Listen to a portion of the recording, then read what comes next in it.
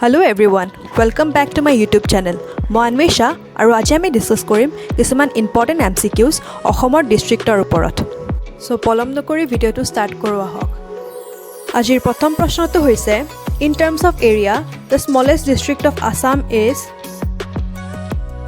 ইয়াৰ শুদ্ধ উত্তৰটো হ'ব সাউথ সালমাৰা মান কাছাৰ। ইয়াৰ টোটাল এৰিয়া হৈছে 568 স্কয়াৰ কিলোমিটাৰ।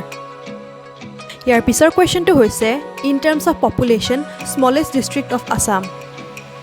ইয়াৰ শুদ্ধ উত্তৰটো হ'ব মাজুলী। Next questionটো হৈছে Which one district is declared as the first carbon-free district in Assam, also in India? অসমৰ প্ৰথম কাৰ্বন-ফ্ৰী ডিস্ট্ৰিক্ট কোনখন হয়? ইয়াৰ শুদ্ধ উত্তৰটো হ'ব মাজুলী। ইয়াৰ পিছৰ কোৱেশ্চনটো হৈছে During Indian independence, how many districts Assam had? ইণ্ডিয়াৰ স্বাধীনতাৰ সময়ত অসমত কেইখন জিলা আছিল?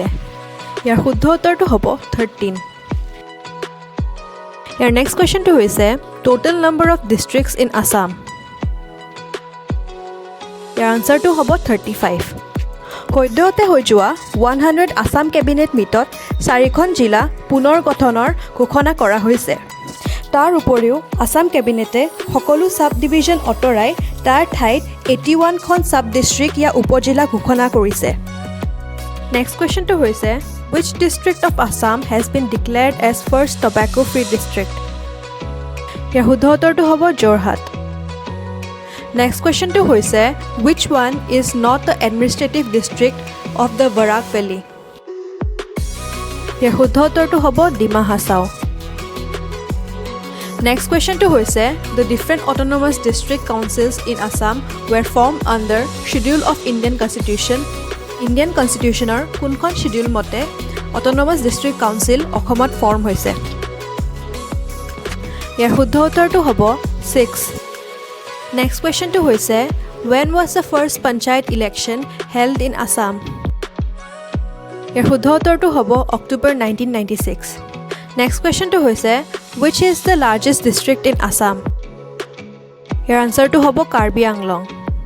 ইয়াৰ পিছৰ কোৱেশ্চনটো হৈছে What are the newly formed districts of Assam? ইয়াৰ শুদ্ধ উত্তৰটো হ'ব হোজাই, বাজালী, বিশ্বনাথ আৰু তামুলপুৰ। ইয়াৰ পিছৰ কোৱেশ্চনটো হৈছে Dash district of Assam has the highest number of tea gardens?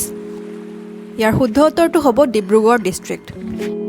Next কোৱেশ্চনটো হৈছে Dash is the total land area of Assam? ইয়াৰ শুদ্ধ উত্তৰটো হ'ব 78,438 স্কয়াৰ কিলোমিটাৰ। ইয়াৰ পিছৰ কোৱেশ্চনটো হৈছে Which is the largest district of Assam in terms of population? ইয়াৰ শুদ্ধ উত্তৰটো হ'ব নগাঁও। মনত ৰাখিব যদি সোধে largest district in terms of area তেতিয়া আনসাৰটো হ'ব কাৰ্বি আংলং আৰু in terms of population হ'লে আনসাৰটো হ'ব নগাঁও। নেক্সট কোৱেশ্চনটো হৈছে Which district is previously known as Bengmara and Sangmai Pathar? ইয়াৰ কাৰেক্ট আনসাৰটো হ'ব তিনচুকীয়া। ইয়াৰ পিছৰ কোৱেশ্চনটো হৈছে What was the name of Karbi Anglong when it was carved out of North Kachar Hill district? ইয়াৰ শুদ্ধ উত্তৰটো হ'ব মিকিৰ ডিস্ট্ৰিক্ট। নেক্সট কোৱেশ্চনটো হৈছে The Bodoland Territorial Council was established in the year? ইয়াৰ শুদ্ধ উত্তৰটো হ'ব 2003।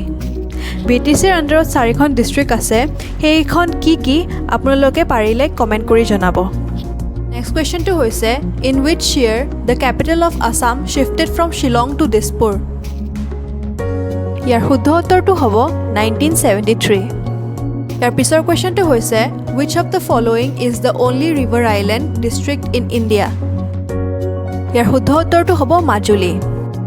ইয়াৰ পিছৰ কোৱেশ্চনটো হৈছে When Assam Rural Panchayat Act was passed? ইয়াৰ শুদ্ধ উত্তৰটো হ'ব 1948। নেক্সট কোৱেশ্চনটো হৈছে Border Area Development Program BADP covers BADP কেইখন ডিস্ট্ৰিক্ট কভাৰ কৰে? ইয়াৰ আনসাৰটো হ'ব 8 district of Assam। এই 8খন ডিস্ট্ৰিক্ট হৈছে ধুবৰী, বাক্সা, চিৰাং, কোকৰাঝাৰ, ওদালগুৰি, সাউথ সালমাৰা মান কাছাৰ, কৰিমগঞ্জ আৰু কাছাৰ। আজিলৈ ইমানে। আপোনাৰ যদি ভিডিঅ'টো চাই ভাল লাগিল লাইক, শ্বেয়াৰ এণ্ড ছাবস্ক্ৰাইব কৰিব নাপাহৰিব। Thank U.